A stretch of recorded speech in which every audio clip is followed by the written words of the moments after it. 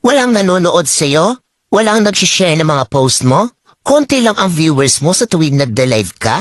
Hindi ka sinusuportahan ng mga kamag-anak mo? Kaibigan mo? Kakilala mo? Kapitbahay mo? Pinagtatawanan ka dahil sa pagre-reels mo? Pinagtatawanan ka dahil sa paggawa mo ng mga content? Ito ang tatandaan mo. Huwag kang huminto. Huwag kang susuko. Huwag kang papaapekto sa sasabihin ng ibang tao tungkol sa'yo. Ipakita mo sa kanila na may mararating ka. Dahil isang araw, kapag marami ka ng followers, kapag marami na ang sumusuporta sa'yo, kapag marami na ang nanonood sa'yo, kapag marami ka ng viewers, kapag marami na ang nagmamahal sa'yo at sumusuporta sa'yo, kapag marami ka ng payout, kapag sinasahod mo na ang sinasahod ng mga sikat na content creator, kapag mayaman ka na, kapag marami ka ng pera, ay manunood na yan sila sa'yo. Sila na ang kusang lalap